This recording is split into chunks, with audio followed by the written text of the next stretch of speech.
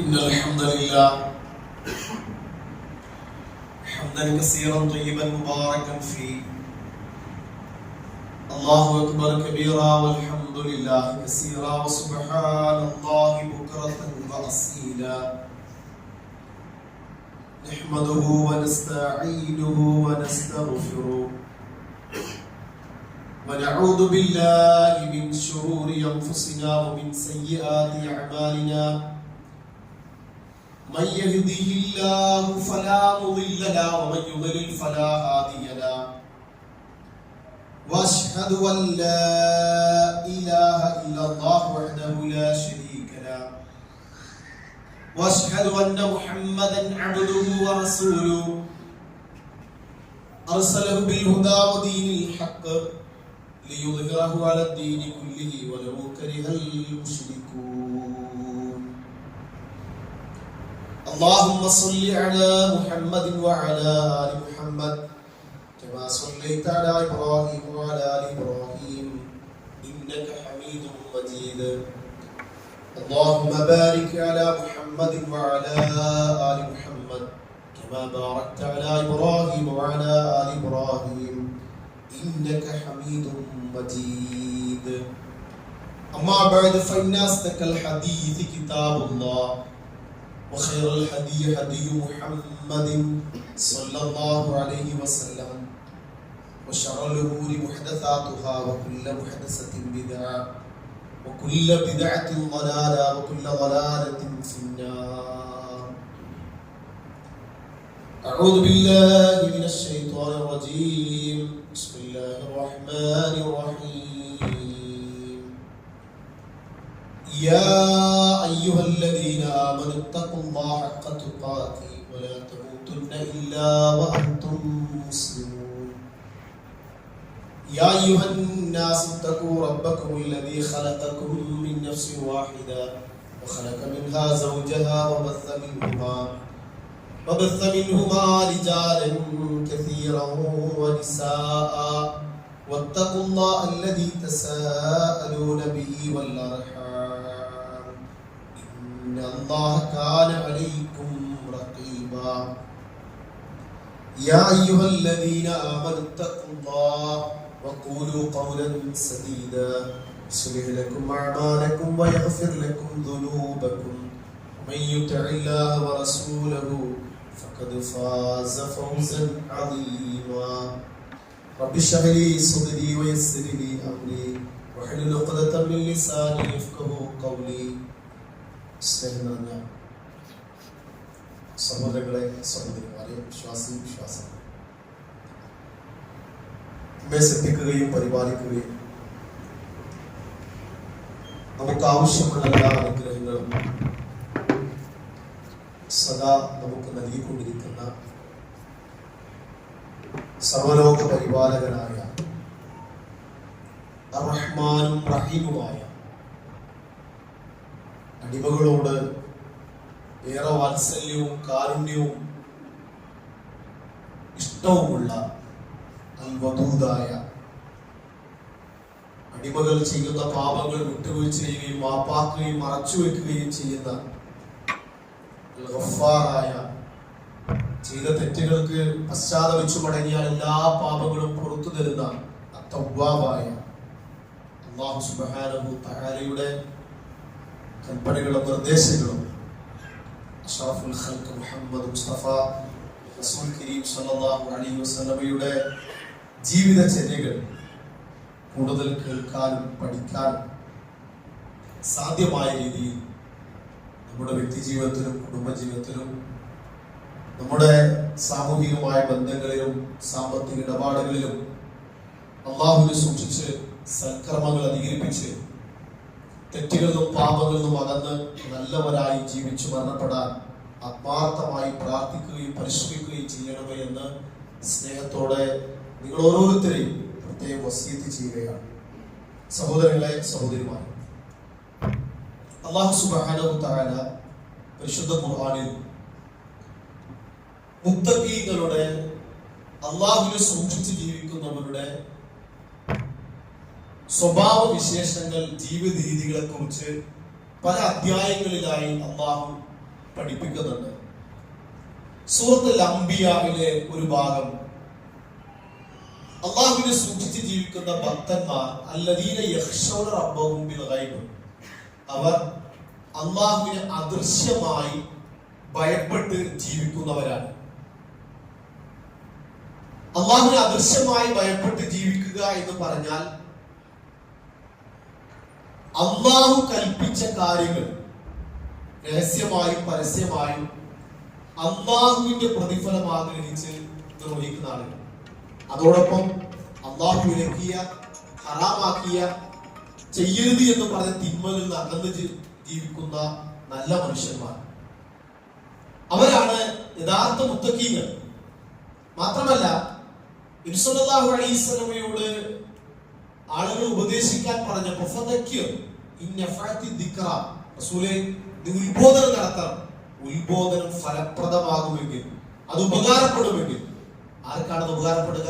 സയദ്ദക്കറു വയഖ്ഷ. അള്ളാഹുവിനെ ഭയപ്പെട്ടത്, അള്ളാഹുവിനെ സൂക്ഷിച്ച് അള്ളാഹുവിനെ ഭയപ്പെട്ട് ജീവിക്കുന്നവർക്ക് ഉപദേശം ഫലം ചെയ്യും, ഗുണം ചെയ്യുന്ന. ഇന്നമാ തുൻദിറു മനിത്തബഅ ദിക്റ വഖശിയ റഹ്മാന ബിൽ ഗൈബ്. ഖുർആൻ പല ഭാഗത്തും ആവർത്തിച്ച് പറഞ്ഞൊരു വിഷയമാണ്. സഹോദരങ്ങളെ, വിശ്വാസികളെ, നമ്മള് ധാരാളം സൽക്കർമ്മങ്ങൾ ചെയ്യുന്നവരാണ് നമ്മൾ ഓരോരുത്തരും.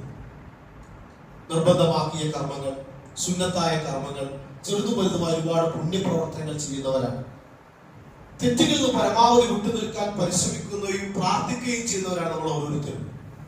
സഹോദരങ്ങളെ, നബി സല്ലല്ലാഹു അലൈഹി വസല്ലം പറഞ്ഞ ഇന്ന് ഈ ഖുതുബയുടെ താല്പര്യം, നബി സല്ലല്ലാഹു അലൈഹി വസല്ലം പഠിപ്പിച്ച ഒരു ചെറിയൊരു ഹദീസ്, എന്നാൽ വലിയ ഗുണം ലഭിക്കുന്ന, വലിയ മഹത്വമുള്ള, ഇഹലോകത്തും പരലോകത്തും അള്ളാഹുവിന്റെ അനുഗ്രഹങ്ങൾ ലഭിക്കുന്ന, സംരക്ഷണം ലഭിക്കുന്ന, ഇഷ്ടം ലഭിക്കുന്ന ഒരു കർമ്മത്തെ സംബന്ധിച്ചാണ് നമ്മൾ സൂചിപ്പിക്കുന്നത്. നബി സല്ലല്ലാഹു അലൈഹി വസല്ലം പറഞ്ഞു, മനിസ്തതാഅ മിൻകും അൻ യകൂന ലഹു ഖബീഉ മിൻ അമലി സ്വാലിഹ് ഫൽയഫഅൽ. നിങ്ങൾക്ക് ആർക്കെങ്കിലും ഒരു സൽക്കർമ്മം രഹസ്യമായി നിങ്ങൾക്ക് ചെയ്യാൻ സാധിക്കുമെങ്കിൽ ഫൽയഫഅൽ, അവൻ അപ്രകാരം ചെയ്യട്ടെ എന്നാണ്. ഇപ്പൊ ഇതൊക്കെ പരസ്യമാണ്. ഖുതുബ പരസ്യമാണ്, നമ്മുടെ പള്ളിയിലൊന്ന് പരസ്യമാണ്, ഈ ജമാഅത്ത് നമസ്കാരം പരസ്യമാണ്, അതുപോലെ നമ്മള് സൽക്കർമ്മങ്ങൾ, ഇതിനെല്ലാം അതിൻ്റെതായ പ്രതിഫലമുണ്ട്. ഓരോരുത്തരും ഉദ്ദേശശുദ്ധിയും ഓരോരുത്തരും നിയ്യത്തനുസരിച്ച് എല്ലാവർക്കും അതിന്റെ പൂർണ്ണമായ പ്രതിഫലം ലഭിക്കപ്പെടും. പക്ഷെ നബി സല്ലല്ലാഹു അലൈഹി വസല്ലം ഉപദേശിക്കുന്നത്, നിങ്ങൾക്ക് ആർക്കെങ്കിലും രഹസ്യമായി ആരും കാണാതെ ഒരു നന്മ, ഒരു പുണ്യപ്രവർത്തനം നിങ്ങൾക്ക് ചെയ്യാൻ സാധിക്കുമെങ്കിൽ അത് നിങ്ങൾ പ്രവർത്തിക്കുക. അതെന്തുമാകാം, ഒരു ദിക്റാകാം, ഒരു ദുആ ആകാം, ഖുർആൻ പാരായണമാകാം, 2 റക്അത്ത് നമസ്കാരമാകാം, സുന്നത്ത് നോമ്പുകളാകാം, ആർക്കെങ്കിലും സ്വതക്ക ചെയ്യലാകാം. ഇങ്ങനെ ഒട്ടനവധി ഇസ്ലാം പഠിപ്പിച്ച അനേക നന്മകൾ. ആ നന്മകൾ എന്താകണം? ചെയ്യുന്ന വ്യക്തിയും അല്ലാഹുവല്ലാതെ മറ്റൊരാളും അറിയാതെ രഹസ്യമായി നിങ്ങൾക്ക് ആ നന്മ പ്രവർത്തിക്കാൻ സാധിക്കുമെങ്കിൽ നിങ്ങൾ അത് ചെയ്യണം. അബ്ദുല്ലാഹി മസ്ഊദ് റളിയല്ലാഹു അൻഹു പറയുന്നുണ്ട്, അബ്ദുല്ലാഹി മസ്ഊദ് റളിയല്ലാഹു അൻഹു സ്വഹാബികളെ കുറിച്ച്, സ്വഹാബികളോട് അല്ലെങ്കിൽ സ്വഹാബികളെ സംബന്ധിച്ച് പറഞ്ഞു, കൂനു യനാബിഉൽ ഇൽമ്, അല്ലെങ്കിൽ സ്വഹാബികളെ, നിങ്ങൾ വിജ്ഞാനത്തിന്റെ ഉറവിടങ്ങളായി നിങ്ങൾ മാറണം. വമസാബിൽ ഹുദ, സന്മാർഗ്ഗത്തിന്റെ വിളക്കുപാടങ്ങളായി നിങ്ങൾ മാറണം. അതുപോലെ തുഅറഫൂന ഫിസ്സമാ, നിങ്ങൾ ആകാശ ലോകത്തുള്ളവരിൽ അറിയപ്പെടണം. വതുഖ്ഫൂന അലാ അഹ്ലിൽ അർദ്, ഭൂമിയിലുള്ള ആളുകൾ നിങ്ങളെ കുറിച്ച് അറിഞ്ഞില്ലെങ്കിലും ആകാശ ലോകത്തുള്ളവൻ നിങ്ങളെ കുറിച്ച് പറയുന്ന, നിങ്ങളുടെ കർമ്മങ്ങൾ അറിയുന്ന പ്രവർത്തനങ്ങളായി, ജീവിത രീതിയായി നിങ്ങൾ മാറണമെന്ന്. നമ്മളിവിടെ ആരും കണ്ടില്ലെങ്കിലും ആരും അറിഞ്ഞില്ലെങ്കിലും നമ്മുടെ ചെറിയ ചെറിയ നന്മകൾ, പുണ്യങ്ങൾ, നമ്മളെ ശ്രദ്ധിച്ച, നമ്മളെ നിയന്ത്രിക്കുന്ന, നമ്മുടെ രഹസ്യവും പരസ്യവും എല്ലാം അറിയുന്ന റഖീബായ അല്ലാഹുവിന്റെ അടുക്കൽ വലിയ നന്മയായി, പുണ്യമായി മാറാൻ നമുക്ക് കഴിയും. വളരെ എളുപ്പമാണ്. അത് നമ്മൾ ചെയ്യുന്ന കർമ്മങ്ങൾ ഒന്ന്, കാരണം നമ്മൾ പലതും പരസ്യമാണ്, പരസ്യമാക്കുന്ന അതിൻ്റെതായ പുണ്യവും അതിൻ്റെതായ നന്മയും. പക്ഷേ രഹസ്യമായ ജീവിതത്തിലെ സൽക്കർമ്മങ്ങൾക്ക് കുറച്ചുകൂടി ഈമാനും തഖ്വയും ദീനിൽ അടിയുറച്ചു നിൽക്കുവാനും അല്ലാഹുവിന്റെ ഇഷ്ടം നേടാനും സഹോദരങ്ങളെ കഴിയുമെന്നാണ് നബി സല്ലല്ലാഹു അലൈഹി വസല്ലം പറഞ്ഞത്. ഇന്നല്ലാഹ യുഹിബ്ബുൽ അബ്ദ തഖി അൽ ഗനി അൽ ഖഫി. തീർച്ചയായും അല്ലാഹു തഖ്വ പാലിക്കുന്ന ഒരു അടിമയെ ഇഷ്ടപ്പെടും. തഖ്വയോടുകൂടി തന്നെ ജീവിക്കുന്ന, അല്ലാഹുവിനെ ഭയപ്പെട്ട് സൽക്കർമ്മങ്ങൾ ചെയ്യുന്ന പുണ്യപ്രവർത്തനം അല്ലാഹുവിന് ഇഷ്ടമാണ്.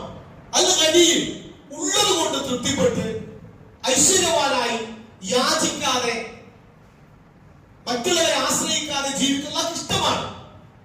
മൂന്നാമത് പറഞ്ഞത് അൽ ഖഫി, ഗോപ്യമായി രഹസ്യമായി ഇബാദത്തുകൾ ചെയ്ത് നന്മകൾ ചെയ്ത് പുണ്യങ്ങൾ ചെയ്ത്, എന്നുവെച്ചാൽ അവരാരും അറിയില്ല. സമൂഹത്തിൽ ഇപ്പൊ ഒരുപാട് ആളുകൾ അറിയപ്പെടുന്ന ഒരുപാട് ആള്, പക്ഷെ പലരും വന്നു പോകുന്ന അവസ്ഥ. പക്ഷെ ആരും ശ്രദ്ധിക്കപ്പെടാതെ, ആരും അറിയപ്പെടാതെ ആളുകൾ, അത്തരം ആളുകൾ അല്ലാഹുവിന് ഇഷ്ടമാണ്. അപ്പൊ അതുകൊണ്ട് എന്ത് വേണം? നമ്മൾ ഇന്ന് ഹുത്തുബ കഴിഞ്ഞ് പിരിയുമ്പോൾ എനിക്കും നമുക്കെല്ലാം ചെയ്യാനുള്ളൊരു പ്രവർത്തനം, എന്തെങ്കിലും ഒരു നന്മ, ഒരു പുണ്യം. ഞാൻ പറഞ്ഞു, വലിയ പുണ്യം നിസ്സാരമെന്ന് കരുതുന്ന എന്നാൽ വലിയ പ്രതിഫലമായ കാര്യം, ഒരു നന്മയെങ്കിലും ഞാനും ഉറപ്പുമല്ലാതെ ഒരു മഖ്ലൂക്കും അറിയാതെ, പിന്നെ അത് രേഖപ്പെടുത്തി വെക്കുന്ന മലക്കുണ്ടാകും, അത് രേഖപ്പെടുത്തി വെക്കും, അതല്ലാതെ മറ്റൊരാളും അറിയാതെ ഒരു നന്മ നമുക്ക് ചെയ്യാൻ ഈ ഹദീസിന്റെ താല്പര്യം കഴിയുമെങ്കിൽ അത് വലിയ പുണ്യമാണ്. നോക്കൂ നിങ്ങൾ, റസൂലുള്ളാഹി സ്വല്ലല്ലാഹു അലൈഹി വസല്ലം പറയുക മാത്രമല്ല, നബി സല്ലല്ലാഹു അലൈഹി വസല്ലം ഇത് ജീവിതത്തിൽ ചെയ്തു കാണിക്കുകയാണ്. ഒരിക്കലും ആയിഷ റളിയല്ലാഹു തആല പറയുന്നത്, രാത്രി ഞാൻ എഴുന്നേറ്റപ്പോ വിരിപ്പിൽ ഞാൻ നബി സല്ലല്ലാഹു അലൈഹി വസല്ലം കരഞ്ഞു. അന്ന് നമുക്കറിയാം, വെളിച്ചല്ല, വിളക്കില്ല, കാരണം ഒന്നുമില്ല, ഇരുട്ടാണ്. പള്ളിയുടെ ഓരത്താണ് ഇപ്പോൾ ഖബർ സ്ഥിതി ചെയ്യുന്ന സ്ഥലം. റസൂലുള്ളാഹി സ്വല്ലല്ലാഹു അലൈഹി വസല്ലം ഖബർ സ്ഥിതി ചെയ്യുന്ന സ്ഥലമാണ്. ആയിഷ റളിയല്ലാഹു റൂമാണത്. അപ്പൊ ആയിഷ റളിയല്ലാഹു വിരിപ്പിൽ റസൂലുള്ളാഹി സ്വല്ലല്ലാഹു അലൈഹി വസല്ലം ഞാൻ ആയിഷ തെരഞ്ഞു കാണാനില്ല. അപ്പൊ ആയിഷ റളിയല്ലാഹു പറയുന്നുണ്ട്, ഫളനന്തു അന്നഹു ദഹബ ഇലാ ബഅദി നിസാഇ, ഞാൻ വിചാരിച്ചു വേറെ ഭാര്യയുടെ അടുക്കിലേക്ക് പോയിട്ടുണ്ടാകും എന്ന് ഞാൻ ഊഹിച്ചു, ഞാൻ വിചാരിച്ചു. അങ്ങനെ ഞാൻ എന്ത് ചെയ്തു, മെല്ലെ പതുക്കെ നബിയെ തെരഞ്ഞുകൊണ്ട് ഇങ്ങനെ പോവുക. നബിയെ കാണാനല്ല, നബിയെ കാരണം വിളിച്ചല്ല, നബിയെ തെരഞ്ഞ് ഇങ്ങനെ പോകുമ്പോ ഞാൻ തെരഞ്ഞു പോയപ്പോ നബിയുടെ കാൽപാദത്തിൽ എന്റെ കൈ തട്ടി. നോക്കുമ്പോ പ്രവാചകൻ റുക്കൂഇൽ അല്ലെങ്കിൽ സുജൂദിൽ പ്രവാചകൻ പ്രാർത്ഥിക്കുകയായിരുന്നു. ഇത് ആരറിഞ്ഞിട്ടില്ല, ആയിഷാനെ അറിഞ്ഞിട്ടില്ല. അപ്പൊ ആയിഷാനെ കാണാതായപ്പോ തെരഞ്ഞപ്പോഴാണ് നബി സല്ലല്ലാഹു അലൈഹി വസല്ലം രാത്രി നിസ്കരിക്കുന്നത് കാണുന്നത്. നിസ്കാരം കഴിഞ്ഞിട്ട് നബിയോട് പറഞ്ഞു, നബിയോട് ഒരു കുറ്റബോധം നിലയ്ക്ക്, നബിയെ ഇന്നഹു ഫീ ഷൈഇൻ വഇന്നക ലഫീ ആഖിർ. ഞാൻ വിചാരിച്ചു താങ്കൾ വേറെ വിഷയത്തിലായി, ഞാൻ തെറ്റിദ്ധരിച്ചു. നിങ്ങൾ വേറെ വിഷയത്തിലാണല്ലോ. ഞാൻ വിചാരിച്ചെന്താ, നിങ്ങൾ വേറെ ഭാര്യ അടുക്കലേക്ക് പോയിട്ടോ തെറ്റിദ്ധരിച്ചു. പക്ഷെ നിങ്ങൾ നിസ്കാരത്തിലാണ്, നിങ്ങൾ വേറെ വിഷയത്തിലാണ് എന്ന് പറയുന്നത്. ഞാൻ പറഞ്ഞത് ആ ഒരു ഭാഗം നോക്കൂ നിങ്ങൾ. നബി സല്ലല്ലാഹു അലൈഹി വസല്ലം രാത്രി എഴുന്നേറ്റ്, ഭാര്യ എഴുന്നേറ്റപ്പോഴാണ് അറിഞ്ഞത് ഉമ്മത്ത് പഠിക്കാനുള്ള വിഷയം, അതായത് ലോകം മുഴുവൻ അള്ളാഹു വഹിയായി ലോകം മുഴുവൻ പഠിപ്പിക്കാനുള്ള വിഷയം ചില ഹദീസുകൾ പഠിപ്പിക്കുന്നുണ്ട്. പക്ഷെ എല്ലാ രാത്രിയും നബി സല്ലല്ലാഹു അലൈഹി വസല്ലമയെ കുറിച്ച് ആയിഷ പറയുന്നത്, നബി സല്ലല്ലാഹു അലൈഹി വസല്ലം ദീർഘമായി നമസ്കരിക്കും, വിത്റാദ് സമയത്ത് എന്നെ വിളിച്ചുവിടും, അപ്പൊ ഞാൻ വിത്ർ നിസ്കരിക്കലാണ് എന്ന് നബിയുടെ നമസ്കാരത്തെ കുറിച്ച് ആയിഷ പറയുന്നത്. രഹസ്യമായി, ഇത് പറയല്ല, പ്രസംഗിക്കല്ല, ഒരു കുത്തം മാത്രമല്ല, അത് രഹസ്യമായി റസൂൽ സല്ലല്ലാഹു അലൈഹി വസല്ലം ചെയ്യുന്നു എന്നർത്ഥം. അതുകൊണ്ടാണ് നോക്കൂ നിങ്ങൾ, സുന്നത്ത് നമസ്കാരങ്ങൾക്ക് ഏറ്റവും കൂടുതൽ പ്രതിഫലം ലഭിക്കുന്നതും ഏറ്റവും കൂടുതൽ പുണ്യം ലഭിക്കുന്നതും അത് വീട്ടിൽ വെച്ച് നിർവഹിക്കുമ്പോഴാണ്. അങ്ങനെയല്ലേ നമ്മൾ പഠിച്ചത്? നമ്മൾ നിർവഹിക്കുന്ന സുന്നത്ത് നമസ്കാരങ്ങൾ ഏറ്റവും കൂടുതൽ നമുക്ക് പ്രതിഫലം ലഭിക്കുന്നതും ഏറ്റവും കൂടുതൽ ശ്രേഷ്ഠതയുള്ളതും പള്ളിയിൽ നമസ്കരിക്കുന്നതിനേക്കാൾ കൂടുതൽ വീട്ടിലാണ്. കാരണം എന്താ? ഒന്ന് പണ്ഡിതൻ പറയുന്നത്, ഒന്ന് സുന്നത്താണ്. കാരണം പ്രവാചകന്റെ ചര്യ സുന്നത്ത് നമസ്കാരങ്ങൾ വീട്ടിൽ വെച്ച് നിർവഹിക്കുന്നതാണ് ഒന്ന്. രണ്ട്, ഇതാരും അറിയില്ല. നമ്മൾ ഇവിടെ നിസ്കരിക്കും, എല്ലാവരും കാണുന്നത് പറഞ്ഞതിന് ശേഷം നിസ്കരിക്കണം, ഒഴിവാക്കരുത്. അത് ഒരു സാഹചര്യം. പക്ഷെ ഏറ്റവും കൂടുതൽ പ്രതിഫലം വീട്ടിൽ വെച്ച് നമസ്കരിക്കുമ്പോൾ അത് ആരും അറിയില്ല. വീട്ടിലുള്ള ഒന്നിലെ ഭാര്യ അറിയണം, അല്ലെങ്കിൽ വീട്ടിലുള്ള ആരാണോ, വീട്ടിൽ ആരും ഇല്ലെങ്കിൽ ആരും അറിയില്ല. മറ്റുള്ളവർ കാണുന്നത് പറഞ്ഞു. മൂന്ന്, വീട്ടിലെ അനുഗ്രഹങ്ങളും ബർക്കത്തുമല്ല അള്ളാന്റെ മലക്കുകളുടെ ദ്വാരങ്ങളെല്ലാം ഇറങ്ങാൻ ഈ സുന്നത്ത് നമസ്കാരങ്ങൾ കാരണമാകുന്നതാണ്. പിന്നെ പറഞ്ഞത് നോക്കൂ നിങ്ങൾ, സുന്നത്ത് നമസ്കാരങ്ങൾ അതൊക്കെ രഹസ്യമാക്കാൻ പറഞ്ഞെന്താ? വീട്ടിൽ വെച്ച് അത് ഈ നന്മ മുന്നിൽ കണ്ടുകൊണ്ടാണ്. അപ്പൊ നമ്മളിതാണ് ഹുത്തുബ കഴിഞ്ഞ് പിരിയുന്നതാണ്. ഏതെങ്കിലും എന്തെങ്കിലും ഒരു പുണ്യപ്രവർത്തനം, അത് 2 റക്അത്ത് നമസ്കാരം നമ്മളും പടച്ചവരല്ലാതെ മറ്റാരും അറിയരുത്. അതൊരു പക്ഷേ പിന്നെ 2 റക്അത്ത് പള്ളിയിൽ നിന്ന് തഹീദ് നമസ്കാരാകാം, പക്ഷെ അത് ആരും കാണുമ്പോൾ നിങ്ങൾ അല്ലെങ്കിൽ ദുഹാ നമസ്കാരാകാം, വീട്ടിൽ വെച്ച് നിർവഹിക്കുക അല്ലെങ്കിൽ ഷോപ്പിൽ വെച്ച് നിർവഹിക്കുക. നമ്മൾ മാത്രം മറ്റൊരാൾ നമ്മൾ പറയരുത്. നിങ്ങൾ ചിലപ്പോൾ ആളുകൾ നിങ്ങൾ ഫോൺ പിടിച്ചപ്പോഴേ ഞാൻ ദുഹാ നിസ്കരിക്കായിരുന്നു, അതാരും അറിയുന്നില്ല. പക്ഷെ എന്തായി? അതുകൊണ്ട് പറഞ്ഞ ഞാൻ കുറച്ച് തിരക്കിലായിരുന്നു പറഞ്ഞാൽ മതി. പക്ഷെ എന്തായിപ്പോ ഈ അമൽ എന്തായി? നിങ്ങൾ വിളിച്ചപ്പോ ഞാൻ ദുഹാ നമസ്കാരത്തിലായിരുന്നു എന്ന് പറഞ്ഞതോടുകൂടെ ആ അമൽ മറ്റുള്ള അറിയിക്കലായി. ചെറിയ സംസാരമാണ്, പക്ഷെ ആ സൂക്ഷ്മ കുറവുകൊണ്ട് എന്തായി? ഈ പുണ്യം നഷ്ടപ്പെട്ടു. റബ്ബും ഞാനും മാത്രം അറിയുന്ന വിഷയം എന്തായി? എന്തൊരു തണുപ്പായിരുന്നു. എപ്പോഴും തണുപ്പ്? രാത്രി തഹജ്ജുദ് വെച്ചപ്പോഴേ ആ തണുപ്പ് പറയാൻ വേണ്ടിട്ടല്ല, മറ്റേ ആ തഹജ്ജുദിന് എണീറ്റു എന്ന് പറയാൻ വേണ്ടിട്ടാണ് ആദ്യം ആ തണുപ്പ് മുന്നിൽ കൊണ്ടുവന്നത്. അത് എന്തൊരു ഇടിപൊട്ടലായിരുന്നു ഇന്നലെ. എപ്പോഴും രാത്രി തഹജ്ജുദ് വെച്ചപ്പോഴേ നിസ്കരിച്ചുകൊണ്ടിരിക്കുമ്പോഴേ എന്ന് പറയുന്നതോട് കൂടെ നമ്മുടെ ഉദ്ദേശശുദ്ധി മാറിപ്പോകാൻ. അപ്പൊ ഇത്ര നമുക്ക് ചെയ്യണം ചെറിയ നന്മകൾ. നമ്മൾ വിചാരിക്കും വലിയ നന്മകളല്ല, ചെറിയ ചെറിയ ഒരുപാട് പുണ്യപ്രവർത്തനങ്ങൾ നമ്മളെ സ്വർഗത്തിലേക്ക് അടുപ്പിക്കും. നോക്കൂ നിങ്ങൾ, നബി സല്ലല്ലാഹു അലൈഹി വസല്ലം ഇസ്രാ മിഅ്റാജ് പോയി വന്നു. ജിബ്രീൽ അലൈഹിസ്സലാം കൂടെ ഉണ്ടായിരുന്നു. പ്രവാചകൻ സ്വർഗം കാണിച്ചു കൊടുത്തു. പ്രവാചകൻ സല്ലല്ലാഹു അലൈഹി വസല്ലം സ്വർഗത്തിലെ പല അനുഗ്രഹങ്ങളും കണ്ടു. ആ സമയത്ത് നബി സല്ലല്ലാഹു അലൈഹി വസല്ലം തന്റെ മുന്നിൽ ഒരു ചെരുപ്പടി ശബ്ദം കേൾക്കുക. ചെരുപ്പടി ശബ്ദം. അപ്പൊ ജിബ്രീലിനോട് ചോദിച്ചു, ജിബ്രീൽ എന്തൊരു ശബ്ദമാണ്? ഒരു ചെരുപ്പ് എന്റെ മുന്നിൽ ആരും നടക്കുന്ന ശബ്ദം ഉണ്ടല്ലോ. ജിബ്രീൽ അലൈഹിസ്സലാം പറഞ്ഞു, ഹദാ ബിലാലുൽ മുഅദ്ദിൻ. റസൂലേ, അത് മുഅദ്ദിൻ, നമ്മുടെ ബാങ്ക് കൊടുക്കുന്ന മുഅദ്ദിൻ ബിലാലിന്റെ ശബ്ദമാണ്. ബിലാൽ നടന്നു പോകുന്ന ശബ്ദമാണ്.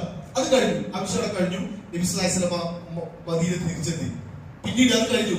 ആ സംഭവം കഴിഞ്ഞ ശേഷം നബി സല്ലല്ലാഹു അലൈഹി വസല്ലം പള്ളിയിൽ സുബഹി നമസ്കാരം കഴിഞ്ഞ് ബിലാലിനെ വിളിച്ചു. ബിലാൽ, എനിക്ക് സ്വർഗം, അല്ലെങ്കിൽ ഞാൻ സ്വർഗത്തിൽ പ്രവേശിച്ചു, സ്വർഗത്തിൽ എന്നെ കൊണ്ടുപോയപ്പോ എന്റെ മുമ്പിൽ താങ്കളുടെ ചെരുപ്പടിയുടെ ശബ്ദം കേട്ടു. എന്റെ മുമ്പിൽ താങ്കൾ സഞ്ചരിക്കുന്നതിന്റെ ശബ്ദം ഞാൻ കേട്ടു. എന്ന് റസൂൽ ചോദിക്കാണ്, അങ്ങനെ ശബ്ദം കേൾക്കാൻ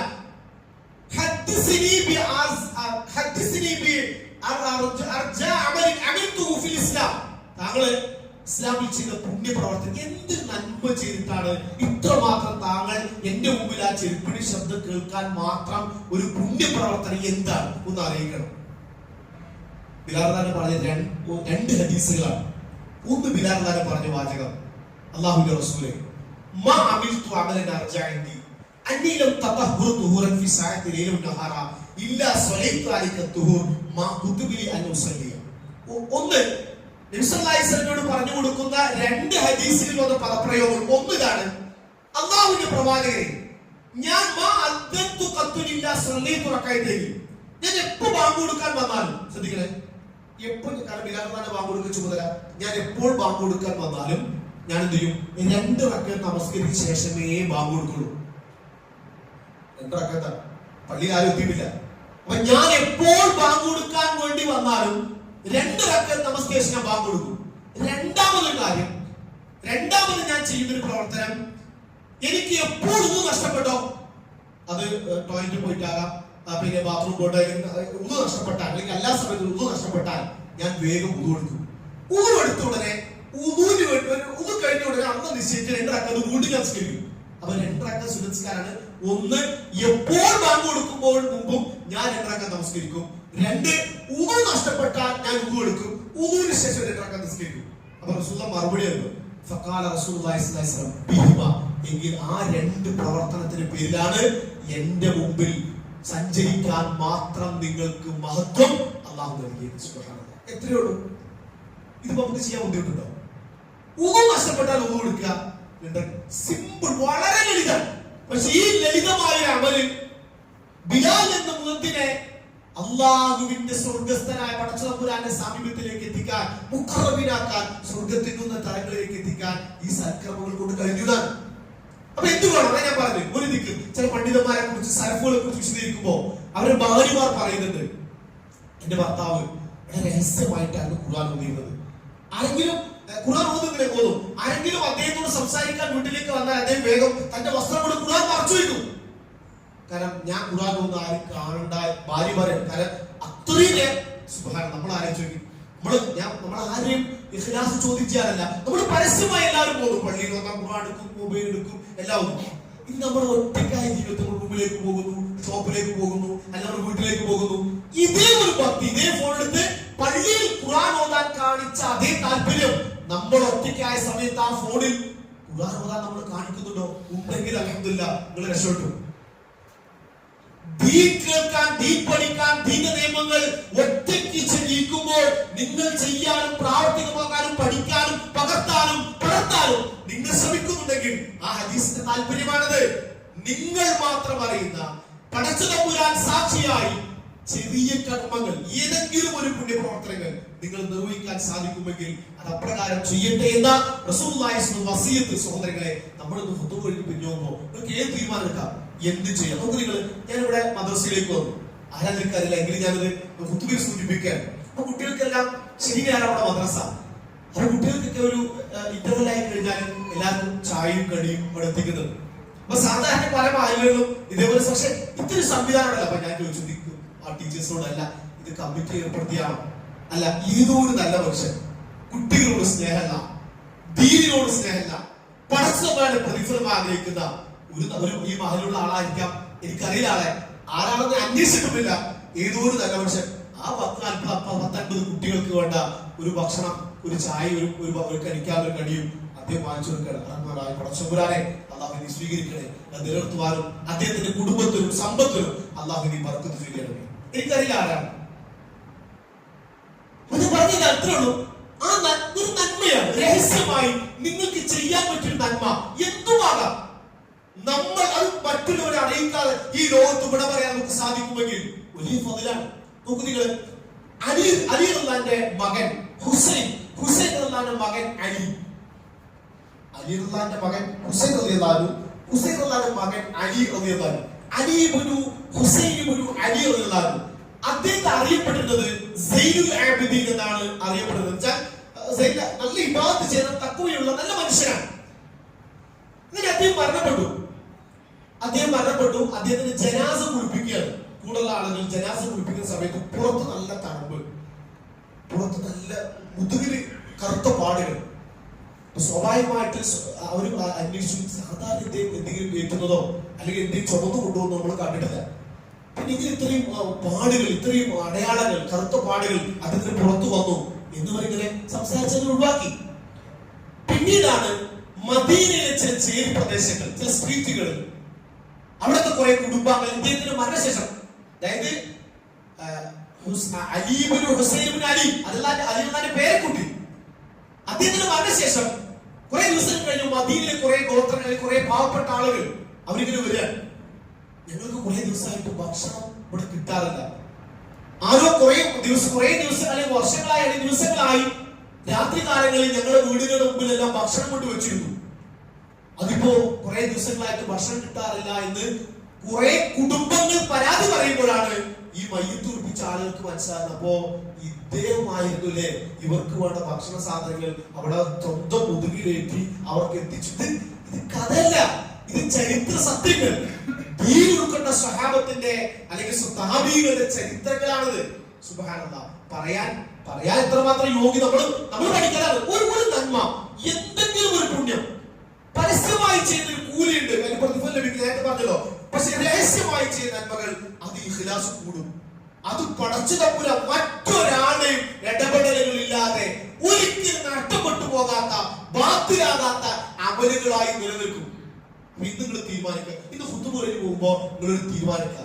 അത് ഒരു ആയത്താണെങ്കിലും ശരി, 2 റക്അത്താണെങ്കിലും ശരി, ഒരു രൂപയാണെങ്കിലും ശരി, ഒരു ദിക്റാണെങ്കിലും ശരി, ഒരു സ്വലാത്താണെങ്കിലും ശരി, നിങ്ങൾക്ക് എന്താണോ നിങ്ങളുടെ ആയുസ്സും ആരോഗ്യവും അറിവും കഴിവും സാഹചര്യവും അനുസരിച്ച് ചെയ്യാൻ പറ്റുന്നത് അത് ചെയ്യാം. ഇന്നത്തെ ഹുത്തുബയുടെ താല്പര്യം അതാണ്. ഞാനൊരു തീരുമാനം എടുക്കുന്നുണ്ട്, ഒന്ന് രഹസ്യമാക്കുന്നത് എന്റെ ഒരു തീരുമാനമുണ്ട്. അതുപോലെ സഹോദരങ്ങളെ, നിങ്ങൾ ഓരോരുത്തരും എടുത്തിക്കാരം ഈ ഹദീസിലൂടെ ജീവിക്കുന്ന, ഈ ഹദീസിനെ ജീവിപ്പിക്കുന്ന മുഹീദ്ദീനുകളായി നമ്മൾ മാറണം. നോക്കൂ, ഇതാണ് സ്വഹാബത്ത് നമ്മളെ പഠിപ്പിച്ച പാഠങ്ങൾ. അർഹമുറാഹിന്റെ പടച്ചവരാൻ അല്ലാഹുവിനെ ഭയപ്പെട്ട് സൽക്കർമ്മങ്ങളെ അധികരിപ്പിച്ച് തെറ്റുകളിലും പാപങ്ങളിലും അകന്ന് നല്ലവരായി ജീവിക്കാനുള്ള എല്ലാവിധ ജീവിത സാഹചര്യങ്ങളും അല്ലാഹു നമുക്ക് പ്രദാനം ചെയ്യുമാറാകട്ടെ.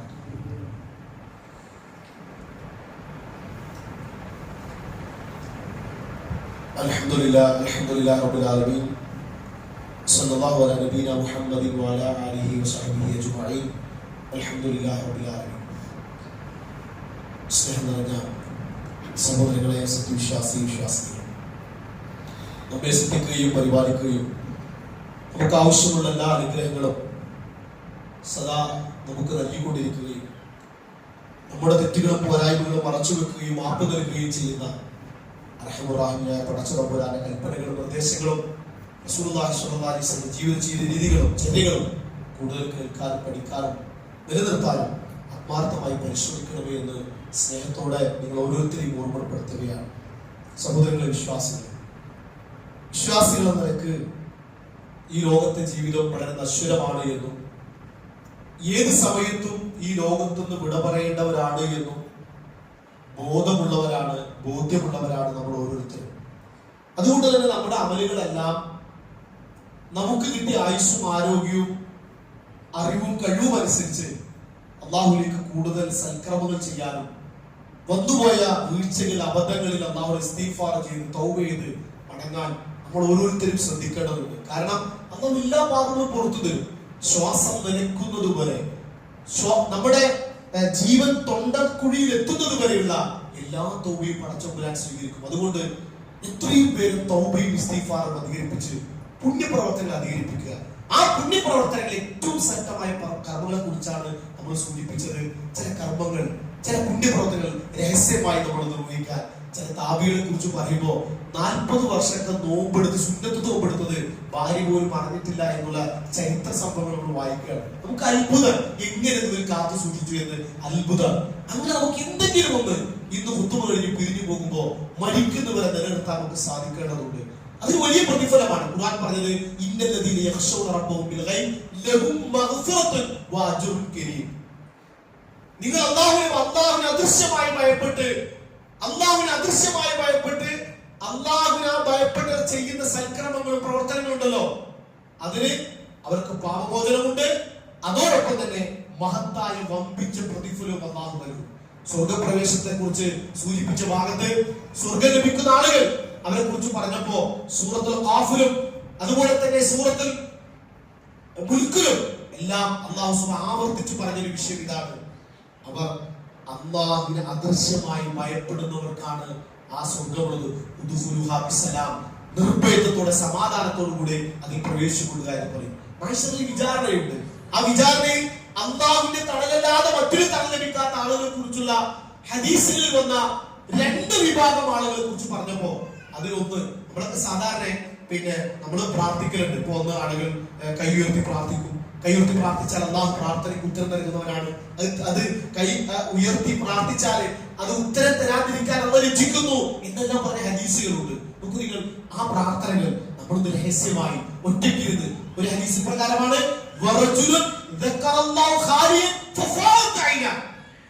ഒറ്റയ്ക്കിരുന്ന് കരയാൻ, അള്ളാഹുവിനെ ഓർത്തിട്ട് അള്ള ചെയ്ത അനുഗ്രഹങ്ങളെ കുറിച്ച് സ്മരിച്ച് ചെയ്തുപോയ തെറ്റുകളെ, അള്ളാഹുവിന്റെ ശിക്ഷയെ കുറിച്ച് ഭയന്ന് ഒരു തുള്ളി കണ്ണുനീര് പൊഴിക്കാൻ നമുക്ക് കഴിഞ്ഞാൽ, നമ്മളിവിടെ എന്താ വെച്ചാൽ ആളുകൾക്ക് മുമ്പിൽ നിന്ന് പ്രാർത്ഥിക്കും, കരയും, അതെല്ലാം നേരത്തെ പറഞ്ഞ ഇഖ്ലാസ് അനുസരിച്ച് ഓരോ കൂലി കിട്ടും. പക്ഷെ ഒറ്റയ്ക്കിരുന്നു റൂമിൽ അല്ലെങ്കിൽ എവിടെയെങ്കിലും പള്ളിയിൽ അല്ലെങ്കിൽ ഏതെങ്കിലും നമ്മുടെ വീട്ടിലോ റൂമിലോ ഷോപ്പിലോ ഒറ്റയ്ക്കിരുന്ന് അല്ലാഹുവിനെ കൈവെക്കണമേ, എന്നിൽ വന്നുപോയി ഒരുപാട് നീ ചെയ്ത അനുഗ്രഹങ്ങൾ അനുഭവിച്ചും ആസ്വദിച്ചും ഹറാമുകളും തെറ്റുകളും പാപങ്ങളും വന്നുപോയി, എനിക്ക് പുറത്തു തരണേ, ഞാൻ തെറ്റുകാരനാണ്, കുറ്റക്കാരനാണ്, പാപിയാണ്, എനിക്ക് വിട്ടുവീഴ്ചയെന്ന് കരഞ്ഞുകൊണ്ട് ഒരാൾ പ്രാർത്ഥിച്ചാല് 2 തുള്ളി കണ്ണുനീർ പൊഴിക്കാൻ അവർക്ക് കഴിഞ്ഞാൽ അവർക്ക് അള്ളാന്റെ അർശിന് തണല് കിട്ടുന്നതാണ്. അത് നിസ്സാരല്ല. അത് അള്ളയും അവര്, കാരണം ഒറ്റയ്ക്ക് കരയാതെ അത് അതിന് പ്രത്യേക പൗരാണ്. അതിന് തൊട്ടുമുള്ള ഹദീസ് പറഞ്ഞത് സ്വതക്കയുമായി ബന്ധപ്പെട്ടാണ്. എന്താണ് ആ റസൂൽ പറഞ്ഞത്?